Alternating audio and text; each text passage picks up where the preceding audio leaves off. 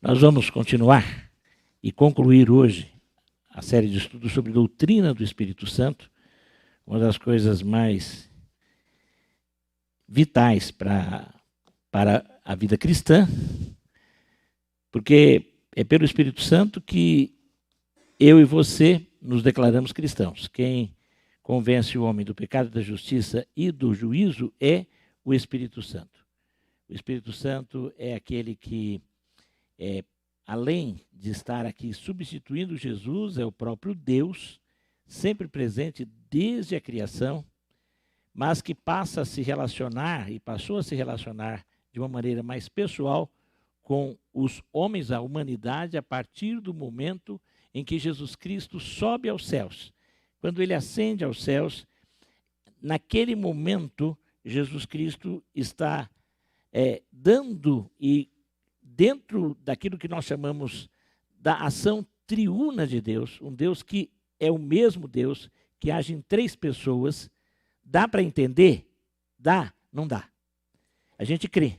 A gente crê porque a Bíblia diz que são três, que são um.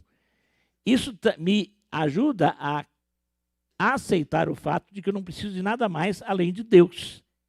Porque Ele é plenamente Pai, cuida de mim, provê e me ama como mãe, porque Ele cuida nesse sentido de aquele que cuida dos filhos. Ao mesmo tempo, eu consigo me relacionar porque Ele se fez gente, Ele assumiu a forma humana, se fez gente, nasceu como homem, esse Deus se fez homem, também é algo que não dá para entender.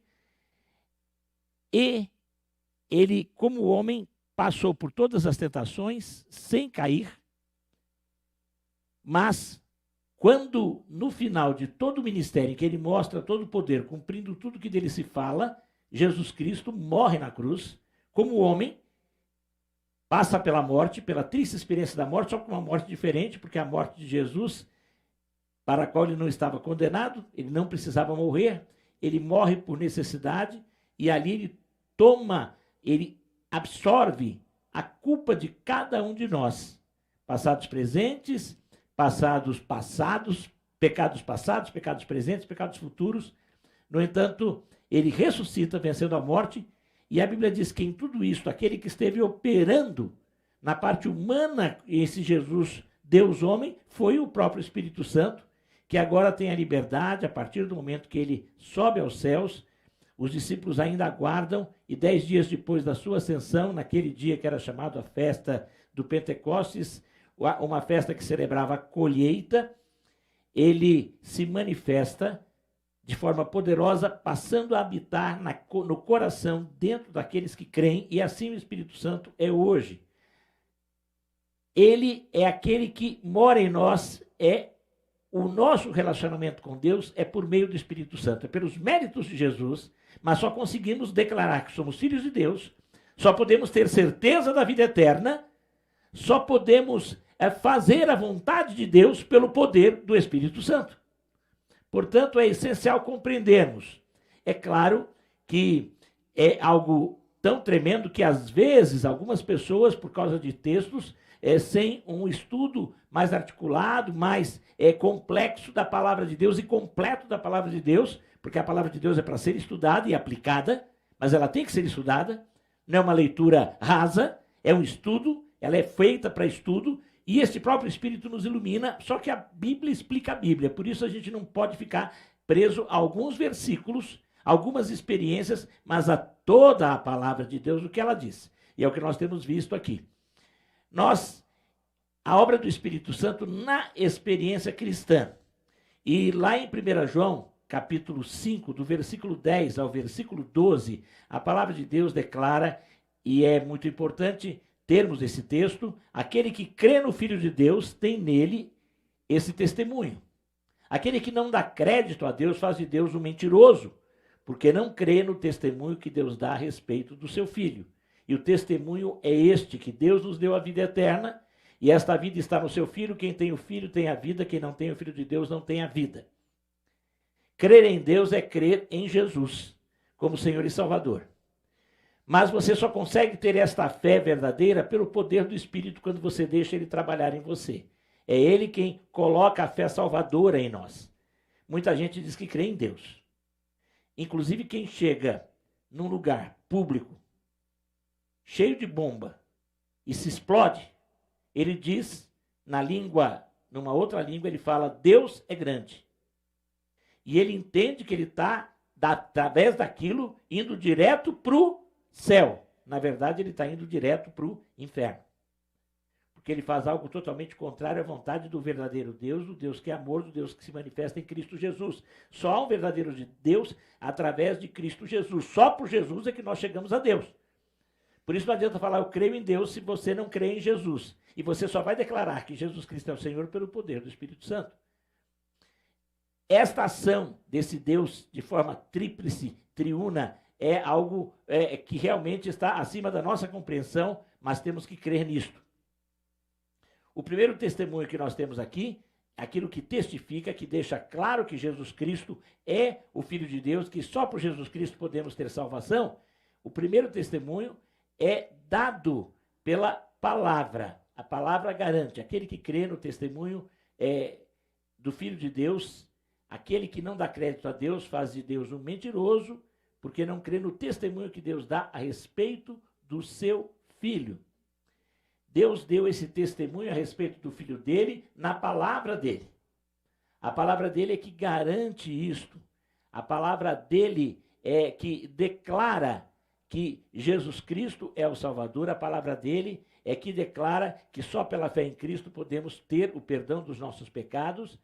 É a palavra que declara que o sangue de Jesus, derramado por nós na cruz, foi o preço pago para realmente nos redimir, nos resgatar. Então nós temos que crer pela palavra. A palavra dá o testemunho. O segundo testemunho que se observa é uma vida nova e transformada. Porque essa carta de João é muito rica nisso. No capítulo 2 vai dizer que todo aquele que agora tem Jesus, pelo poder do Espírito de Deus, tem desejo de guardar os mandamentos de Deus. Tem desejo de banir o pecado. Os três testemunhos, a palavra, uma vida nova e transformada, que é essa vida que é transformada agora pelo poder do Espírito, iluminado pela palavra, e também essa vida nova transformada que nos leva a amar os irmãos, a amar a Deus e termos a confiança plena em Jesus Cristo como Salvador e Senhor. Não adianta só dizer que Jesus Cristo é o Salvador. Você tem que tê-lo como Senhor, como dono absoluto da sua vida, como escravo, dizia em relação ao seu proprietário. Jesus Cristo tem que ser o nosso proprietário e só podemos dizer que ele é o Senhor pelo poder do Espírito Santo, que finalmente o próprio Espírito testifica com o nosso Espírito que somos filhos de Deus. Romanos 8,16. Se alguém não tem o Filho de Deus, esse tal não é dele. Se alguém não tem o Espírito de Deus, esse tal não é dele.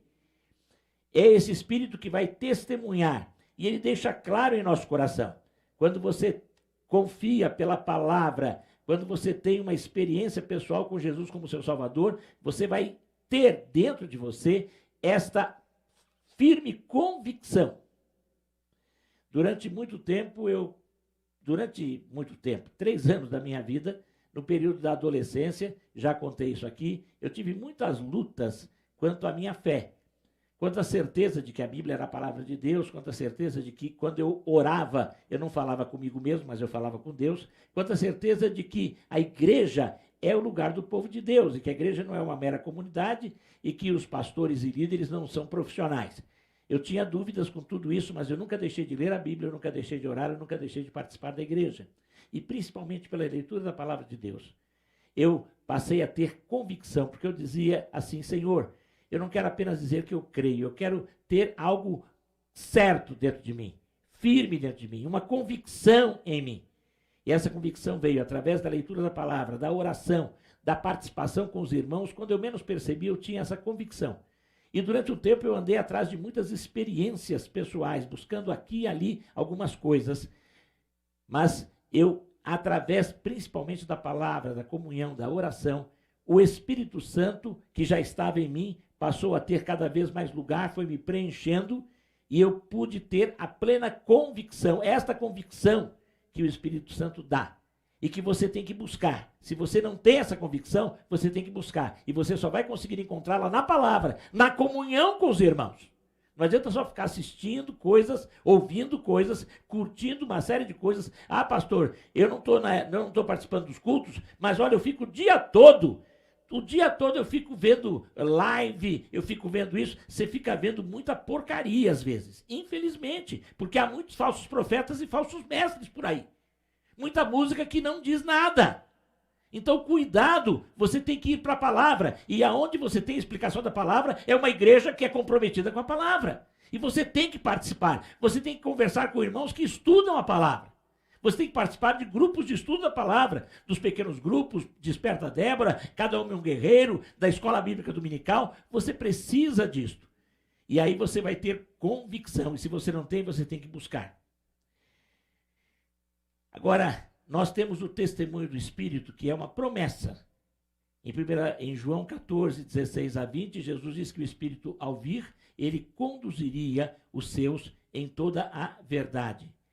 A natureza do Espírito não é uma mera emoção.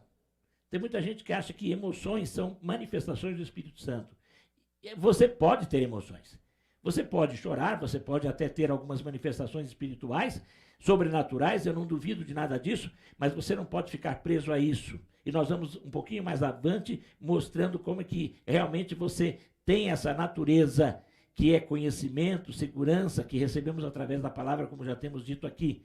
E também, nós, infelizmente, porque o Espírito Santo, que agora nos conduz, é um consolador permanente, ele promove a nossa comunhão cada vez de forma mais real, é que ele vai testificando a nossa qualidade, você pode perder o testemunho, não é que você perca a salvação. O salmista Davi, quando comete algo terrível, em que ele, além de adulterar, ele manda assassinar o marido da pessoa com quem ele teve o caso, quando ele faz isso de forma horrorosa, apesar de tudo, ele se arrepende profundamente. E quando ele se arrepende, ele pede que, na época, realmente o espírito podia sair, porque o espírito entrava, ficava um tempo e podia abandonar, como abandonou um rei anterior, que foi o rei Saul. E Davi tinha medo, e por isso ele chega para Deus e pede, não retires de mim o teu espírito, e não retires de mim a alegria da tua salvação. Sim, a alegria da salvação nós podemos perder. Já falamos do entristecimento do Espírito Santo, e podemos perder o testemunho do Espírito quando deixamos de confiar só na graça e passamos a confiar em boas obras, nos tornando legalistas. Quando recusamos andar na luz, quando ficamos muito procurando sentir e ver coisas. A Bíblia diz que mais bem-aventurada, coisa que Jesus diz a Tomé, que mais bem-aventurados foram aqueles que não viram e creram pela palavra. E de uma forma mais ampla, o testemunho que o Espírito dá, ele vai iluminar a palavra para você entender, mas também ele vai fazer você produzir resultado. Resultado é fruto. O fruto do meu trabalho, a gente não fala isso? Olha aqui o fruto do meu trabalho, olha a casa que eu consegui. Fruto é o quê? Resultado do meu trabalho. Quando se fala em fruto, você fala em resultado. O fruto da árvore é resultado de todo um cuidado que se teve com aquela árvore. Ela produz o fruto, que é o resultado. Fruto do Espírito é o resultado da vida do Espírito em nós. A maneira que você realmente, que você percebe crescimento em espiritualidade, o seu próprio e de outras pessoas, é quando a pessoa está produzindo fruto. E isso, Gálatas 5, 22 a 23, o texto é muito claro e declara lá que quando nós andamos no Espírito, nós vamos produzir o fruto do Espírito, e o fruto do Espírito que ele é caracterizado primeiramente como amor. Nós falamos no mês de maio muito sobre isso, um amor verdadeiro, aquele amor que é doador, aquele amor que foi caracterizado em Jesus Cristo, que amou doando-se, dando a própria vida por amor dos seus inimigos. Um amor que nos leva a amar até o inimigo. Tomar cuidado com a pergunta que o meu netinho fez. O dia que eu falei para ele que ele tinha que amar o inimigo, porque ele disse que ele odiava matemática, eu falei que ele tinha que amar todas as coisas e não podia odiar, que ele tinha que amar os inimigos. Ele falou, então eu tenho que amar o diabo? Aí é outra coisa. O diabo não é uma pessoa, o diabo não é o próximo, o diabo é um inimigo espiritual, o diabo é anti-Deus. Esse realmente você tem que ter ojeriza por Deus, mas é Deus quem cuida do diabo. Você não tem que ficar fazendo nada mais com o diabo. Ele já está amarrado pelo poder do Senhor. Eu tenho que me afastar de todas as armadilhas dele. Eu tive que explicar isso, é difícil explicar para a criança, que é muito concreta, né? Mas às vezes a gente fica pensando, agora quando a Bíblia fala do inimigo, mas eu sei que ele queria me pegar, fazer uma pegadinha comigo, mas quando você, na verdade, está falando de amar o inimigo, é amar aquele que não é tão agradável para você, aquele próximo que você gostaria distante.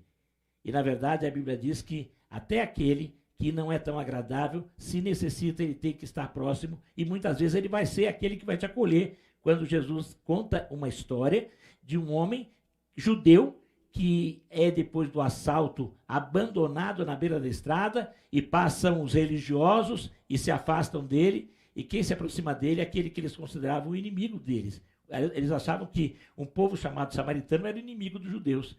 E o samaritano, tanto é que a gente conhece a parábola do bom samaritano, é quem cuida daquele judeu que seria um inimigo dele.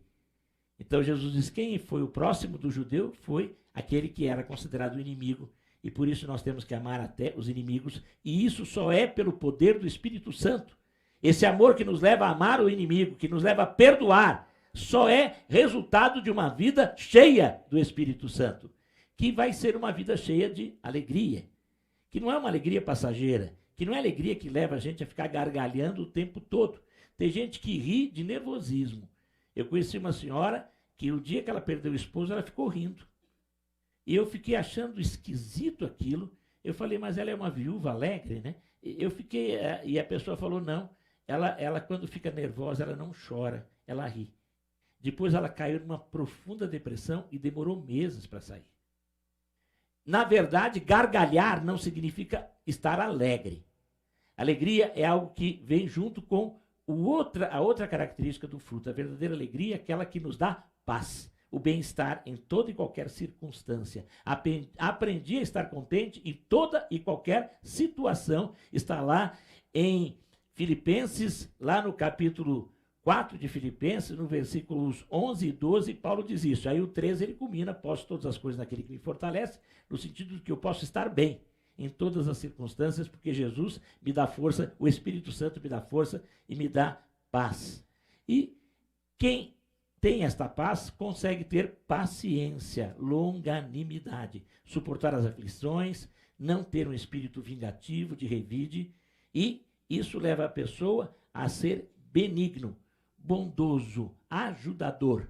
Mais do que ser bonzinho, é também ser proativo em relação às necessidades do outro. E nós temos a característica da bondade, que é esta característica de estar sendo útil, também fidelidade, que é outra característica de quem é cheio do Espírito, e o resultado dele é alguém que não apenas tem fé, como sabe ser fiel. Fiel a Deus, fiel ao próximo, fiel aos compromissos assumidos, fiel à igreja, fiel com os irmãos, fiel com a família. E também quem tem o fruto, quem é cheio do Espírito, vai mostrar como resultado uma vida de mansidão. Não significa frouxidão. Alguém foi mais manso que Jesus? Não foi. Mas numa hora necessária, ele expulsou os vendilhões do templo. Ele teve que ser enérgico, ele foi. Sem machucar. Eu creio que Jesus tinha uma pontaria ótima. Ele conseguiu bater aquilo só nas mesas. E não entendo que Jesus tenha machucado ninguém, porque ele não veio para isso. Mas ele foi duro, enérgico, mostrando toda a sua ojeriza, a sua repulsa, aquilo que eles estavam fazendo, contaminando o templo de Deus. E a pessoa vai ter domínio próprio, autodomínio. Isto é uma vida cheia do Espírito Santo.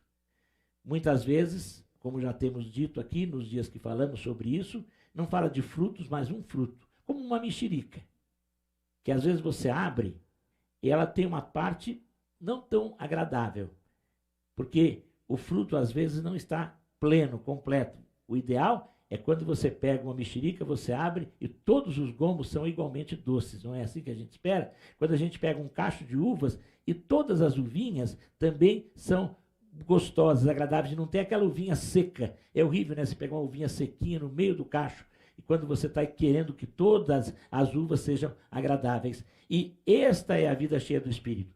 Entretanto, nós somos humanos e nem sempre fazemos isso. Por isso que Jesus fala para estarmos frutificando constantemente. Cada dia eu tenho que produzir este fruto, este grupo destas virtudes de alguém que é cheio do Espírito Santo.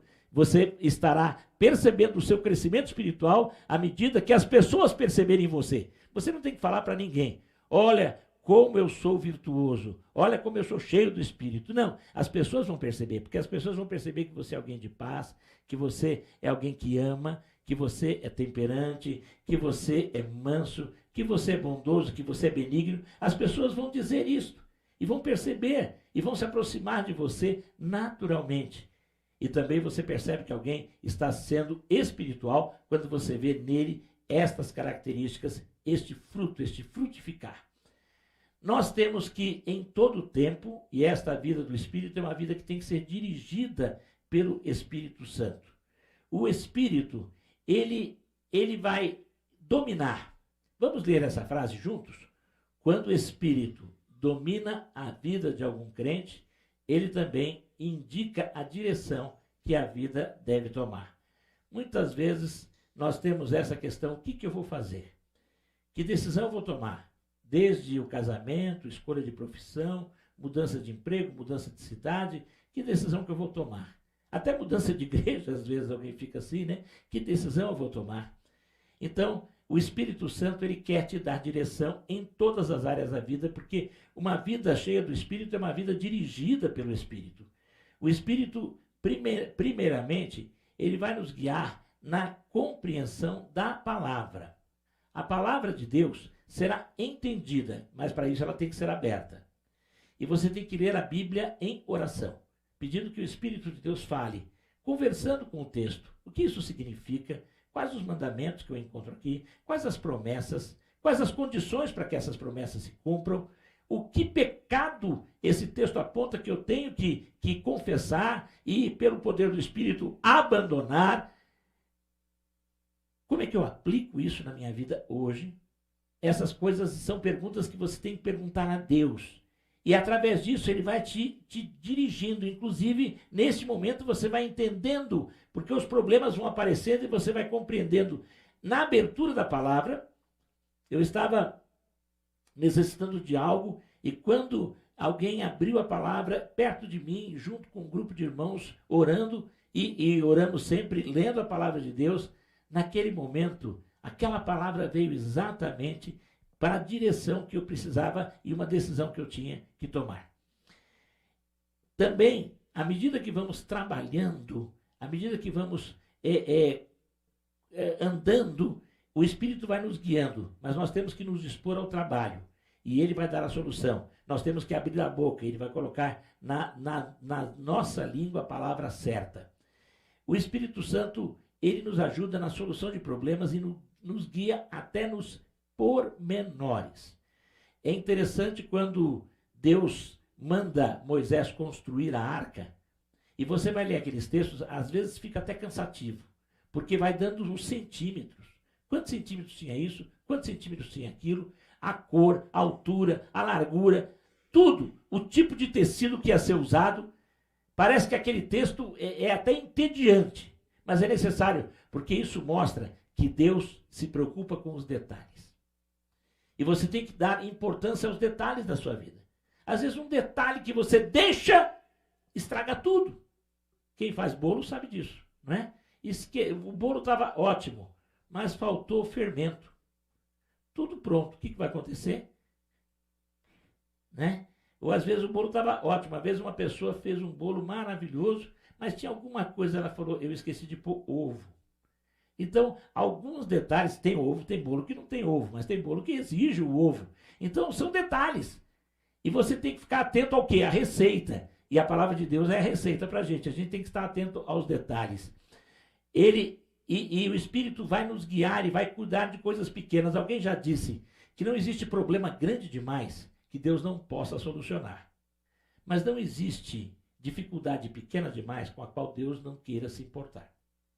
Então, tudo você tem que colocar na presença de Deus. Tudo, detalhes. E Ele vai cuidar. Ele guia nos pormenores.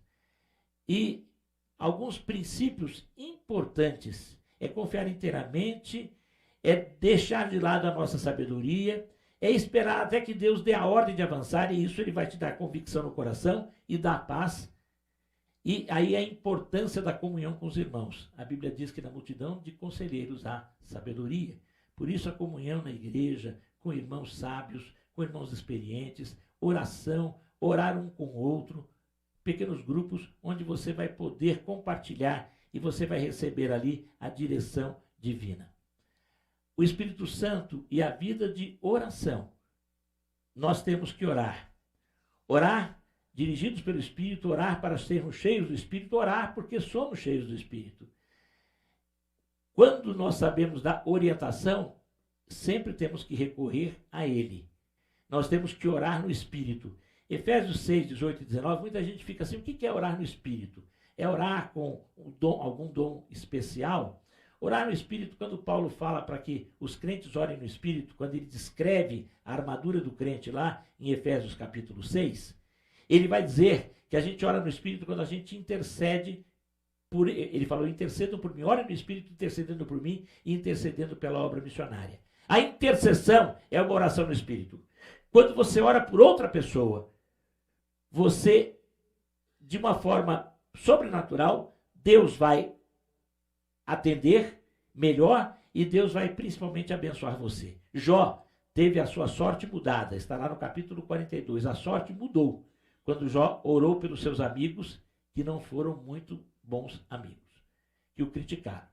E Jó orou por eles, e aí as coisas todas se reverteram na vida de Jó. Orar até pelos inimigos, orar até por aquela pessoa que você acha que não está sendo tão legal com você. Ore, interceda. Isso é pelo poder do Espírito, essa é a oração no Espírito. E também Deus levanta outras pessoas e não tenha medo de pedir que pessoas orem por você. Há alguns crentes que eu diria assim, um tanto quanto orgulhosos. Uma vez eu soube que uma irmã estava muito mal no hospital e aí me pediram que orasse, mas eu nem sabia que ela tinha determinada doença. Quando eu fui falar com ela, ela falou, não queria trazer preocupação, eu não falei para ninguém. Mas na hora do desespero, pedi oração para todo mundo. Então nós devemos orar antes e não devemos ter vergonha de pedir oração para ninguém. Peça oração. Peça que outras pessoas intercedam por você. Porque às vezes você vai estar fraco em relação a alguma coisa e Deus quer que a gente compartilhe. Que a gente partilhe. E isso é muito importante. Através desse tipo de oração e do pedido de oração, o Espírito Santo vai agir de uma forma muito especial em você. Devemos sempre recorrer, orar no Espírito. Deus vai levantar intercessores. Há alguns assuntos ainda que eu acho interessante e vamos estudando, esses dias eu fiz isso. E hoje eu vou terminar aqui, mas um assunto muito importante que eu quero colocar ainda, que é a provisão do Espírito Santo para o serviço. E esse último, que é a sessão 6, Roberto, a gente vai ter que deixar para uma outra ocasião. Eu vou anunciar para os irmãos. É bom estudar sobre isso, é interessante estudar sobre isso. Participe dos cursos de quarta-feira, porque você, num desses cultos, vai ter o último estudo. E nós vamos estar conversando aí com os pastores sobre isso, a volta desse estudo para completarmos. Mas é importante saber que não dá para viver a vida cristã se você realmente não estiver buscando a plenitude do Espírito na sua vida, submetendo-se a Ele, agradando, buscando dele a direção, estudando a palavra, pedindo que o Espírito lhe fale e lhe capacite. E, acima de tudo, em todo o tempo, buscando pelo poder do Espírito produzir o fruto do Espírito. Que Deus abençoe a mim e a você, a todos nós, a nossa igreja nesse sentido. Completa, Senhor, esta palavra em cada coração. Completa no coração dos irmãos que estão aqui, dos irmãos que estão participando conosco à distância também, e que o amor de Deus o Pai, a graça de Jesus e o poder do Espírito sejam renovados na vida de cada um, hoje e sempre. Amém.